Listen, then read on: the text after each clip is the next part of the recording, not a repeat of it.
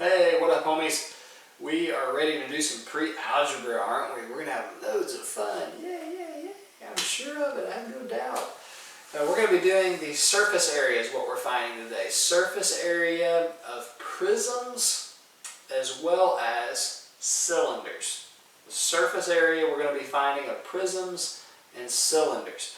And you know how I shoot straight with you, and so here's my straight shooting with you this day. And it's up to this point, the stuff we've done, guys, has been super easy. I mean, just, child's play math. It's going to get a little bit more challenging today. Definitely not impossible, but it's going to be harder than what it's been up to this point. So I really need you guys to focus, hone in. Here's the good news. Look above me. We only have 2 problems, not very much. So there's not a lot to do, so stay with me in the relatively short time that we have. For 2 problems, it's going to take a little while. But let's get to work on surface area of prisms and cylinders.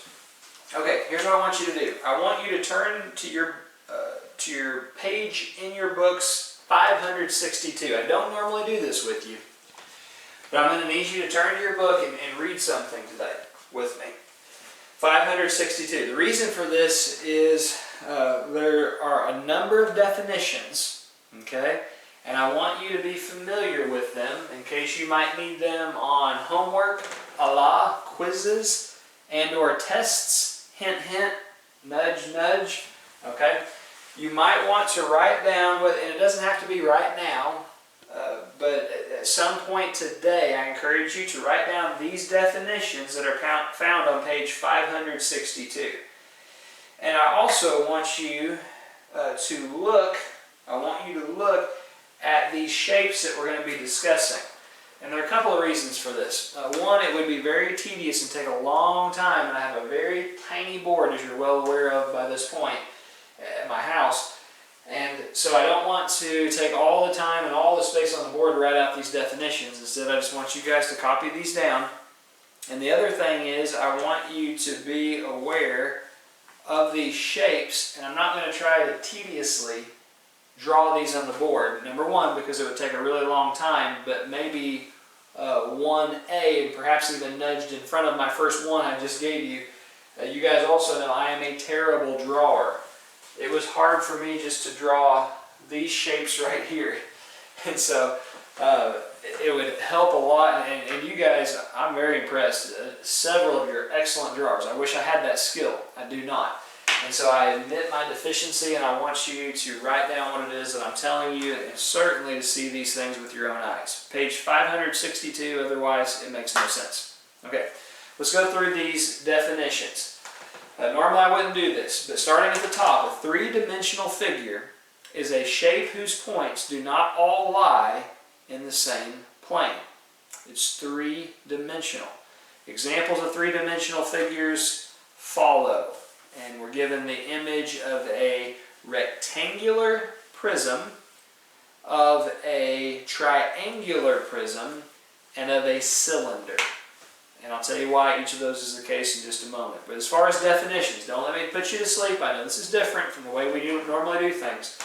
But a polyhedron is a closed 3-dimensional figure with flat faces that are polygons. The first 2 figures above are polyhedra, which is the plural form, even though it sounds funny, of polyhedron. A face is any of the polygons making up a polyhedron. Okay, a face is any of the polygons found in the shapes that are before you.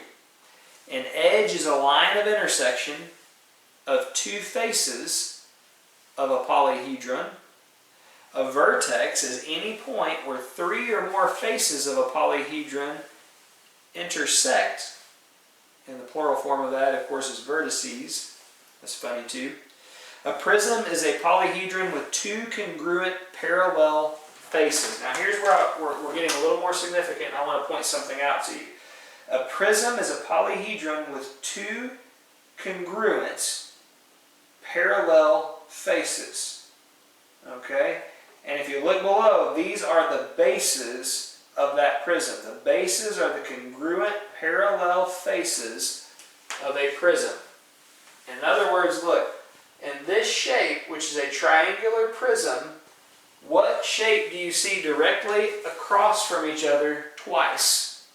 What shape do you see directly across from each other twice in this three-dimensional shape? And that is a triangle here and a triangle here. These are the two bases of that shape. And it's named after its bases because the bases, the two that are the same, are in the shape of triangles. Therefore, it is called a triangular prism. Now I want you to notice many-shaped shape, okay? Notice what's the shape of that. This, and then understood on the back side. All three have the same shape. And what are those three shapes? Guys, those are rectangles. And so there are three rectangles in this triangular prism. But it's named a triangular, not a rectangular prism, which there is a rectangular prism too. But, and you'll see that in the same page that we're on, 562. But it's named a triangular prism because of the two bases that it shares in common. Now, if you look right underneath bases that we read the definition, lateral faces are all the faces of a prism or a pyramid except the bases. Lateral faces are all the faces of a prism or a pyramid except for the bases themselves. And that's at what I was just pointing. These are the bases, okay? But lateral faces are any sides that are not a base. So it would be this rectangle, and this rectangle on the back side of that triangular prism, the three-dimensional shape. So what do you think? Does that kind of make sense? I know that's baptism by fire, going through it pretty quickly. But at the same time, I don't want to belabor the point of something that's not really just overly complicated, but at the same time, it's a little bit different. Now, I want you to look down toward the bottom of the page. 562 still. A rectangular prism. As a matter of fact, how about I just show it to you? Does that work okay? If we can get it, yeah, I think it's going to zoom in enough. A rectangular prism, right here, do you see that right there? Has two parallel congruent rectangular bases. And you see the pointing, it's being done, top and bottom, top and bottom. It's a rectangular prism because of the commonality in rectangles. Alright, then you see the very next one is a triangular prism because of the top and the bottom. See how they're the same? Triangles. And then what we have to the right here, and I'll try to kind of center that in the camera, is a cube. A cube is a special type of rectangular prism with 6 square congruent faces. All 6 sides are identical, and that's called a cube. And that's the difference between them. Now there is one exception, okay, to the things that we have been discussing thus far, and that is a cylinder. And what a cylinder is it has circles on top and bottom. Okay, it has circles on top and bottom. I know it doesn't look like it in the rounded midsection, but you fold that out, and what you actually have is a rectangle for everything that's not a base. Alright, and again, I know it doesn't look that way, but if you can imagine all this rolled up and you fold it out in those corners that meet, you're actually going to end up with a rectangle in the shape. So 2 circles on the end and a rectangle in the middle. Okay. So what we're going to do, guys, is we're going to get started on number 1. Again, we only have 2 problems that we're going to cover. And I encourage you to take a look at the other information that's found in this section. Copy down for your notes, for your test when you take it later.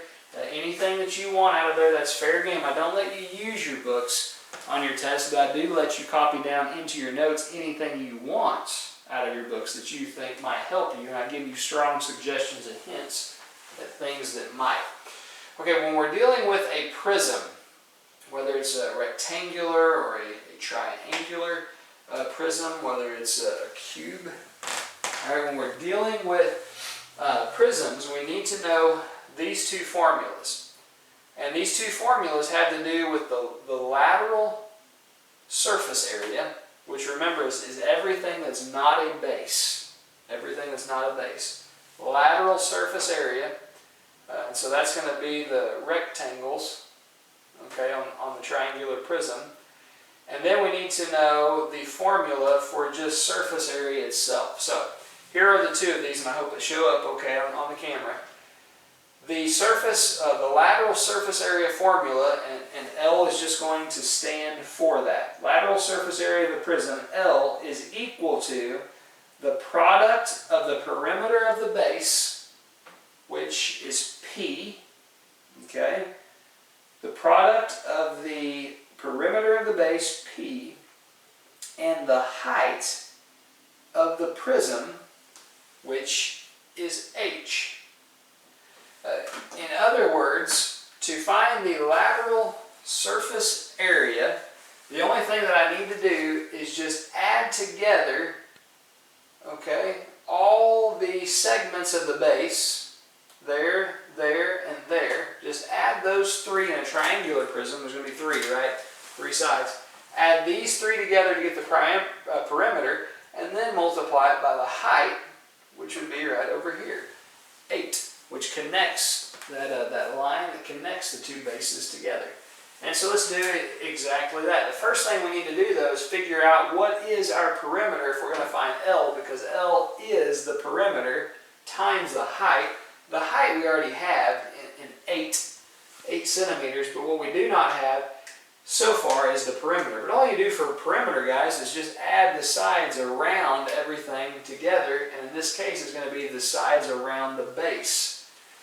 Now the perimeter is going to equal all the sides of the base, and remember the base is the triangle, the two sides that are in common, the two shapes that are parallel to one another. And so let's add together these numbers, 5, 3, and 4. And because this is the same as here, and here is the same as this, and therefore you can combine those segments together and have one on one side correct, the other on the other side equally correct. So P is going to equal 5 for this part of the base. The second segment of the base is 3 plus 3. The third segment of that base is 4. So the perimeter equals 5 plus 3 plus 4. And so what does our perimeter equal? 5 plus 3 is 8. 8 plus 4 is, voila, 12. Very good. And we're going to measure that in centimeters. Okay, sorry, I'm getting just a little bit. Are you kidding me? I'll get that later. And so we're getting just a little bit into the shape. I mean, it's back in a nook and cranny, so you know it'd work out that way, especially on camera.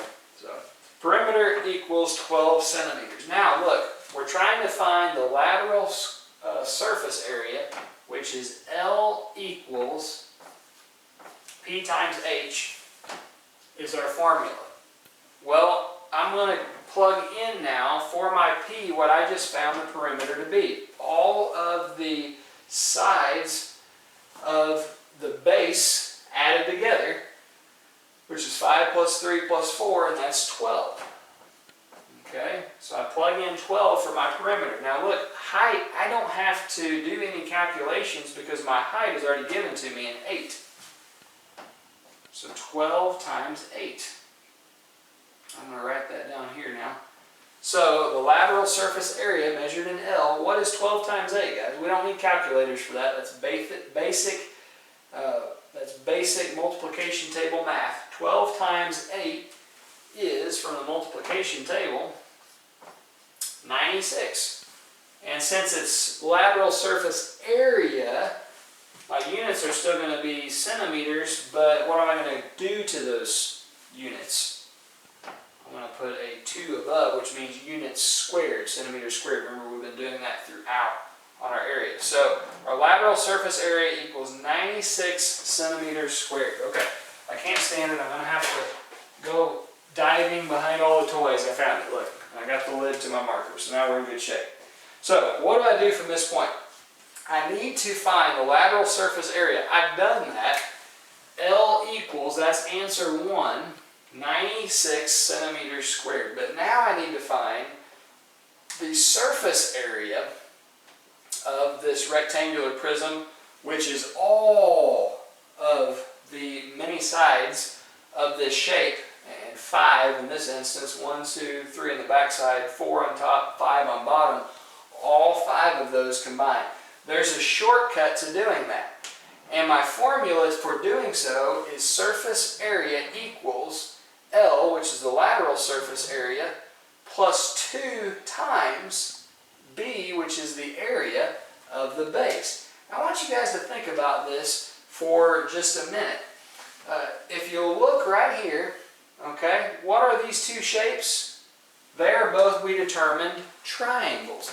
I need to find the area of one of those bases, then multiply it by 2, so I can add that to the lateral surface area, which is these 3 rectangular shapes.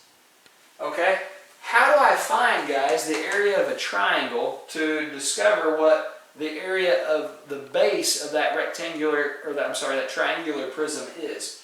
What is the formula for the area of a triangle? It is A equals 1/2 times B times H. A equals 1/2 times B times H. And that's going to help me define what B, or the area, the base area of one of those triangles is.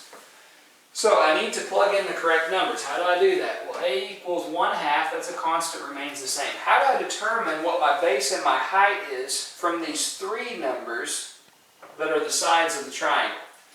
Let me give you a little hint that's going to be key to doing so. Do you see right up here, I have it's a 90-degree angle, showing that this angle of the triangle is 90 degrees right here. You see that little horizontal and vertical line down? That means that that angle of these 2 lines right here, the meeting of them is 90 degrees.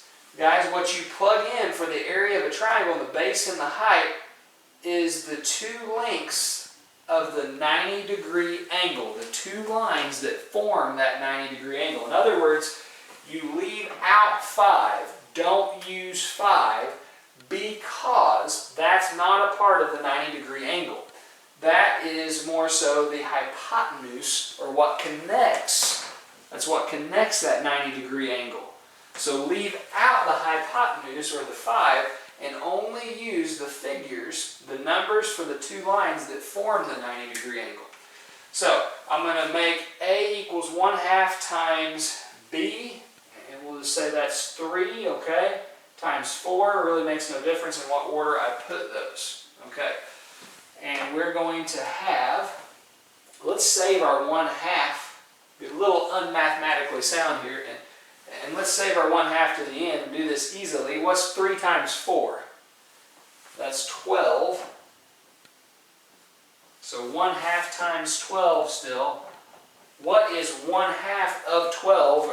Or if you prefer, do the inverse. What's 12 divided by 2? 12 divided by 2 is 6. And so the area, okay, of one of my bases is 6. And that's going to be measured in centimeters squared because it is area. Guys, stay with me. I know this isn't super duper simple, but at the same time it's not extremely hard either. Once I found the area of one base of my triangular prism, now I'm ready to use my second prism formula. Not prism. It may feel like you're in prison right now, but you're actually in prism class, and there is a difference. I'm going to use my second prism formula. S equals L plus 2 times B, and B stands for the area of one of my bases. And I multiply by 2 because I have 2 bases that are parallel from each other. And so S, or surface area of this triangular prism, equals L. Now look, what have I already found the lateral surface area, or L, to be? 96. So I plug in 96 plus the constant of 2 times, what have I found the base, what have I found the base to be area-wise of this rectangular, or this triangular prism? I found it it to be 6. And so I'm just going to simplify. I need to retain or keep a hold of my 96, okay? Order of operations, that's going to be the last thing that I do here. I need to do multiplication first. What's 2 times 6?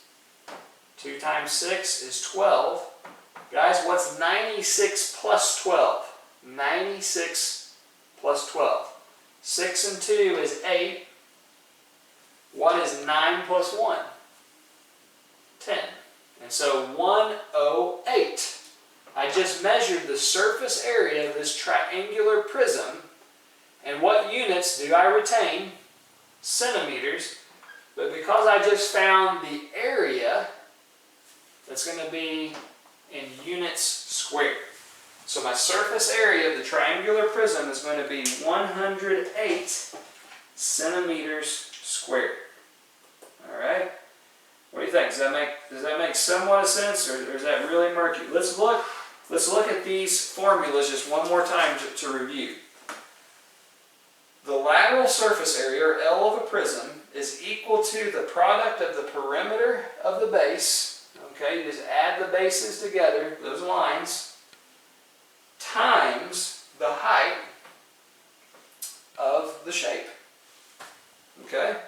And then my second formula, S, is the surface area of a prism, and it's equal to the sum, or adding together, the lateral surface area, which is L, that I already calculated, and the combined area of the two bases. 2 times B, which is the area of one of the bases of that triangular prism.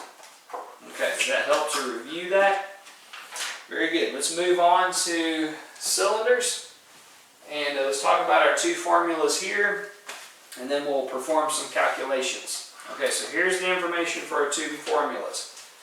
The first formula, L, which is lateral surface area of a cylinder, is equal to the product of the circumference of the base. And the reason for that, when we're talking circumference, we're looking at circles. And the base of the cylinder has 2 bases that match.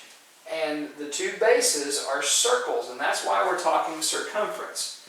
So the lateral surface area of the cylinder, L, is equal to the product of the circumference, C, of the base times the height. Okay? Now here's a possibility too. Do you see the or right here? For circumference, you can also plug in 2 pi r, because, think about it, the circumference of a circle is calculated by 2 times pi times the radius, or r, which is half of the length across that circle. Remember, what's the whole length across the circle? That's the diameter. But we have the radius, which is halfway across the circle, and that's how you find the circumference. Now the second formula that we need to discuss is this one, S. S stands for surface area yet again. The surface area of a cylinder, S, is equal to the sum, or the adding together, the lateral surface area, which is L, plus the combined area of the 2 circular bases, 2 times B. Guys, it's the same thing that we did right over here. No difference between the two in the surface area formula, whether it's a prism or a cylinder. Now, the lateral surface area formula is just a little bit different, but not the surface area. Excuse me. They're the same either way. Now, what you can do for lateral surface area, you can also plug in 2 pi RH, because that's what L equals. Okay, that we learned from up there. And I don't want that to be confusing, but understood also, plus 2 times the base, the circular base, or 2 pi r squared, or 2 pi r squared, because that is the way that we would find the area of a circle. And again, I don't want that to be confusing, but those are interchangeable because of equivalencies in formulas. too much about that. I do want you to put that down in your notes, okay? We're not going to have to worry quite as much about it, but put it down in your notes in case you come across that in your homework, where one is easier to plug in over the other, because sometimes that will be the case. All right, let's try to find the surface area on number 2 of this cylinder. How do we do that with the information that we're given? We do have, if you'll notice, guys, we do have the height of this shape, which is 9 inches. We do have the radius, which is 3 inches. So let's just start from square one. We want to find the surface area, but to find the surface area, we have to know what the lateral surface area is. And so that's the first thing that we're going to have to calculate. And lateral surface area, the formula is, of a cylinder, L equals the circumference times H. Now, do we have a circumference that is given to us in this problem? The answer is no, we do not. However, the circumference of a circle is 2 pi r. 2 is a constant. Pi, 3.14 that we use for it, is a constant as well. R is not a constant, that's a variable, but look, we are given R in this cylinder problem. And so instead of using circumference, which we don't have, we're going to use the formula for circumference, which is 2 pi r, because we do know all of those numbers in this particular instance. And so what I'm going to do is write L times 2 times pi times r times the height, which I also know, which is 9. Okay, and guys, here's where our calculators come in really handy. I'm going to come right over here, okay, and I'm going to pull up my calculator. Let me clear off that with which I was working, or on which I was working with Algebra 1 class, your pre-algebra. So I have it cleared out. Here's what we're going to do. I have on the board, you see it? I have on the board, and they're zooming back in, 2 pi r 9. All those are being multiplied together. Okay, I'm going to make this have trouble focusing, and now it does. So I'm going to do 2 times 3.14, which is the value we use for pi, a little bit rounded off, no big deal, times, okay, the radius, and I didn't plug that in, did I? Let me make sure that I put that in. That's going to be 3, okay, because my formula is for lateral surface area 2 times pi times r times h, which is height. And so what I have for the lateral surface area equals, plugging in those numbers, 2 times pi times r, my radius, guys, halfway across that circle is 3, times my height, which is 9. Okay, sorry about that. I didn't rewrite the formula, and then I put a variable for one and a number for the other, but now we have it all plugged in correctly. So 2 times pi, which is 3.14, is our value, times 3, which is our radius, times our height, which is 9. And so see, I'm not going to make you guys do all this out by hand. It's 4 numbers being multiplied to each other, so let's just do it this way. And our answer is, let's round to the nearest, you think 10th? That sound good to you? 169 point, do we go up or down with that, or up or stay with that 5? It's a 6, so we go up. So 169.6 is our answer for our lateral. I'm going to make sure I write this down right, 169.6 for our lateral surface area. And look at what our units are being measured in inches. So we want to keep that. I just found lateral surface area, so our units are going to be squared. Okay. So 169.6 inches squared is our lateral surface area. We're trying to find the overall surface area of the entire shape. Okay, now we're making some progress, aren't we? We have found L, but in order for us to move on in the equation, 2 is fine, but what about B? which is going to be the base of the area, okay, or the area of one of these bases, or bases. How do I find those? How do I find the area of a circle? The formula for the area of the circle is this, guys.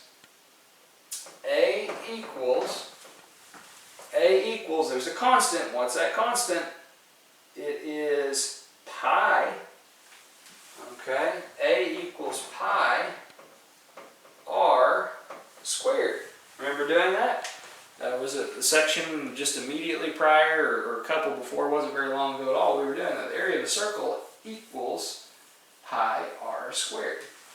And so all that I do to calculate the area of one of the bases, a cylinder has a circular base because there are two of them that line up parallel with one another. And so I'm going to have pi times r. What's my r? My radius. 3. But I have to square that 3. I have to square the radius. And so I'm going to come right back over to you. And what I'm going to do right here is I'm going to clear out the info that I have.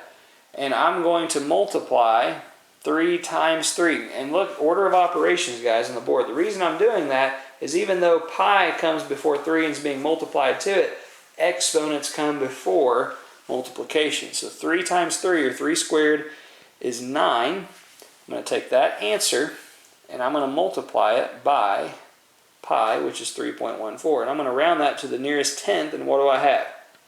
28.3.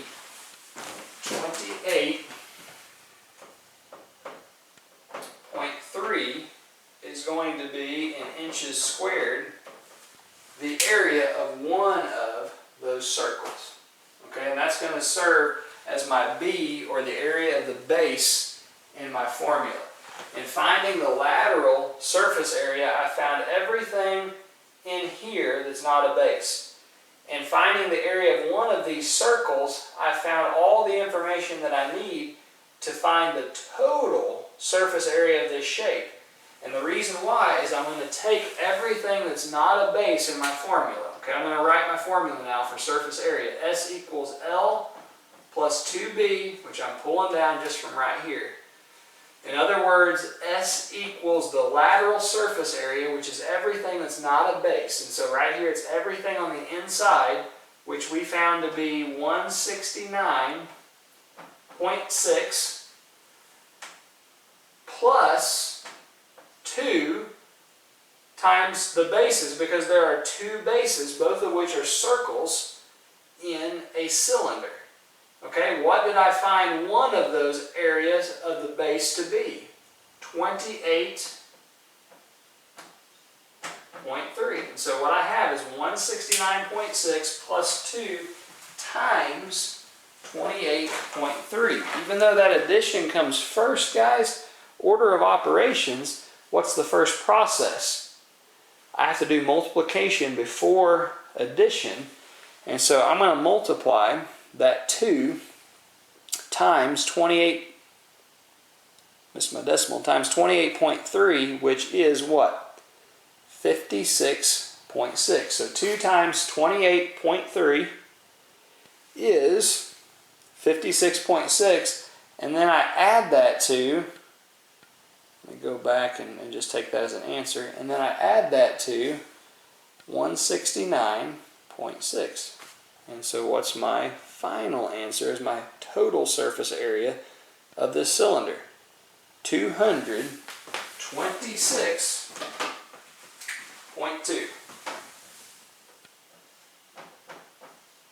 226.2, and that's measured in units of inches. And since I just found area, those units are always squared. Surface area of that cylinder is 226.2 inches squared. So you see what I'm saying when you look at the board and think, man, this is going to be an easy math lesson. We just have 2 problems to do. Well, again, we've done, guys, some real baby math when it comes to area so far. But when you get to playing with surface area, it's not all fun and games, okay? It can be a little bit challenging. But I know that you guys can and that you will do well with it as long as you work at it. You're not just going to be able to sit through this class and say, oh, okay, I've mastered lateral surface area and surface area. You're going to have to do your homework. You're going to have to take down those notes that I told you to take. And then once you do that and you look over your quizzes and you get them graded and corrected, and then you can use them on your test and use your notes on your test and you do some studying for your test, then you will do well. But you can't just dabble with it in 2 problems and say, okay, I'm the master and I have it all figured out. It's not that easy, not incredibly difficult, but it is challenging, and we're going to have to let ourselves be challenged if we're going to grow and get better at these. Okay, so that's what I have today for math. Only 2 problems, but a lot of punch. Or a lot of power, I should say, that's packed in that punch. So, okay, so this is Tuesday, right? We are on Tuesday. What I want you guys to do is make sure that you're working on, if you haven't finished it yet, quiz 2, and get that to me. And I think I told you yesterday, didn't I, that the good news is, guys, this is the last chapter that we're doing for the rest of the year. It's not the last of all work that we're doing in math, but it's the last new chapter, new information we're going to be learning. So keep plugging through and keep working hard at it. It's like you're running a race, and push hard all the way to the finish line. And I'm really excited to see where you guys turn out. What place? I'm looking for a lot of blue ribbons, gold medals. I want a lot of first places when it's all said and done. Okay, guys, enjoy the rest of your day.